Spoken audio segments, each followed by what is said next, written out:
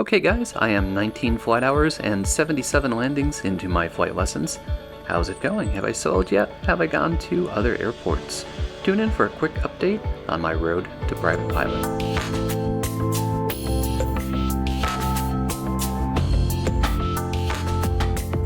If you go to my website, sdfalchetti.com, click on Pilot's Log, you can view my log so you can see what I've been doing lesson by lesson for my first 19 flight hours. Recently, we've left our untowered field and flown to a towered field, so I got to interact with approach and tower and do a whole bunch of landings. Here's the cockpit audio for a handoff from approach to tower.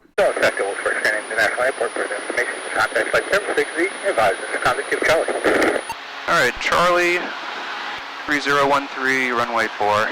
Okay. Wilkes-Barre approach, Skyhawk 5207, Quebec. Request touch and goes, AVP with information, Charlie. 5207 Quebec, enter left base runway 4. Left base runway 4, Skyhawk 07 Quebec. Alright, pattern altitude is 2000. And we're doing left base, so runway 4 is right at the end here, right? That was 22 we're on the other day. Yep. So we're going to kind of go straight ahead and enter the base sort of towards the end there. Exactly right. Zulu Yankee. 7232 Bravo Bravo, Wilkes-Barre approach, Wilkes-Barre altimeter 3013. So are they going to hand us off the tower with the tower frequency? Yes. 07 Quebec, contact tower 120.1. 120.1, Skyhawk 07 Quebec. The previous day was busy with a lot of traffic at the airport, so we had a lot of traffic and ATC instructions to follow. Here's another clip. Skyhawk 07 Quebec, traffic you're following is a diamond on a 4-mile final.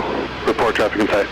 Okay, we're looking for him, 07 Quebec. Brickyard 3311, tower, hold short runway 22, multiple arrivals. Hold short runway 22, Brickyard 3311. Is that him up there? Straight under that white tower there. Got him. Yep. You can call him in sight. Skyhawk 07 Quebec has traffic in sight. Skyhawk 07 Quebec, follow that traffic, wind 200 at 4, runway 22, clear touch and go. Follow the traffic, runway 22, clear touch and go. Skyhawk 07 Quebec.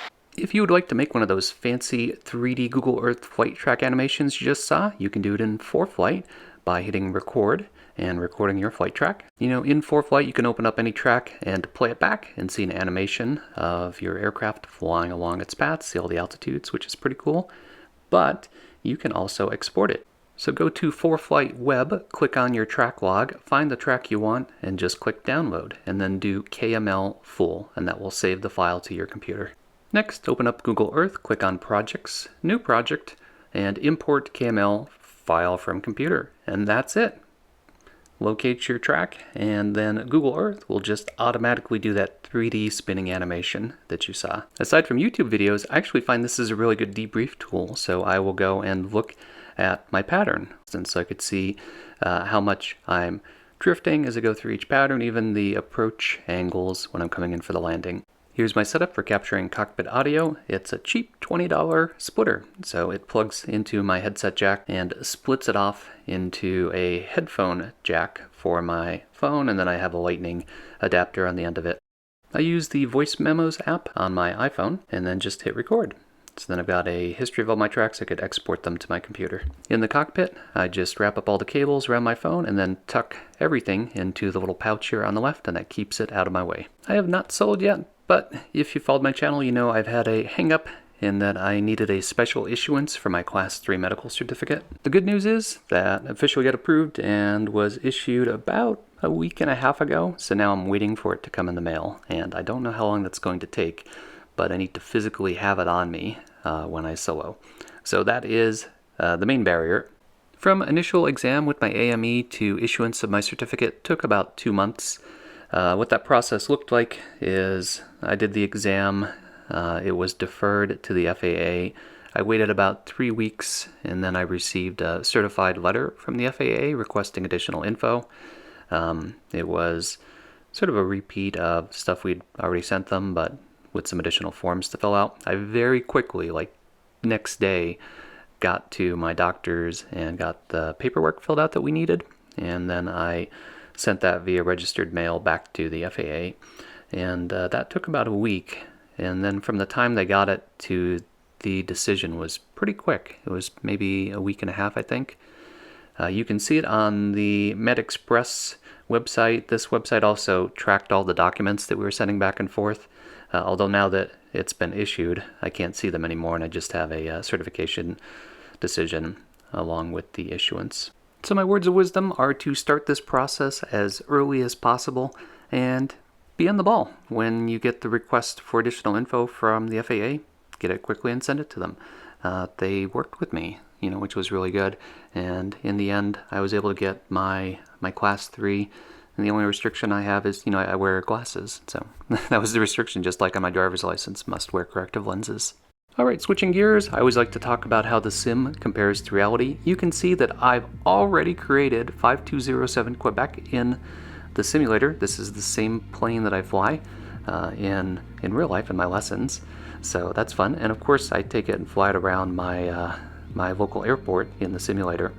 And I will say I'm generally pretty impressed. I've been doing pattern work in the simulator, and it translates fairly well to how the plane flies for real in the pattern, in particular the speeds. So I fly the same speeds that I do in the simulator as in the real pattern, and I come in very consistently on the same approaches that I do in real life. So I liked that.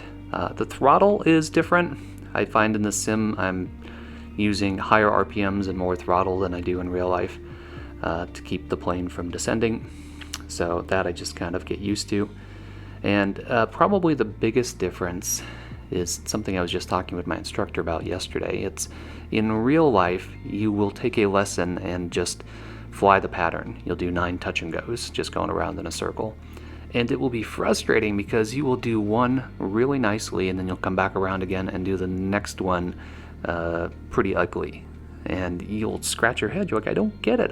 I'm at the same spot. I just went around in a circle.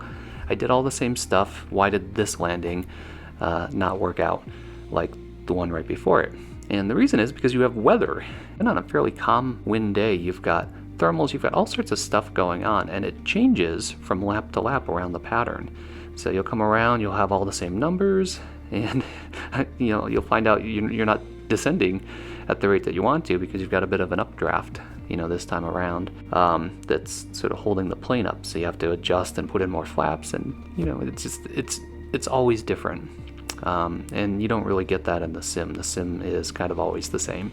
And I know you've heard me say it before, but one of the things from simming that really has been tremendously helpful is radio communications. So you heard the clip at the beginning when we flew to the towered field and we're talking to approach and talking to tower, and tower was giving me all sorts of instructions. My instructor just let me do it, he knew that I could handle the radio communications, and that was our first time going to a towered field, and I felt like I knew everything that I needed to say when ATC was talking to me. I didn't have radio mic fright clicking the button. They would talk, I would just respond, and it was the same stuff that I'd said on Pilot Edge. So online services like Pilot Edge or VATSIM, really invaluable, I think, for helping you have a leg up on radio communications. Alright, so that's where I'm at. I am waiting on my medical certificate. If it comes in the next week, I might be soloing in the next 2 weeks. We'll see how it plays out. So if you enjoy content like this, be sure to click that like button, leave me a comment, and don't forget to subscribe. It really helps the channel. Thanks, as always, for flying along with me, and stay tuned for further flight adventures.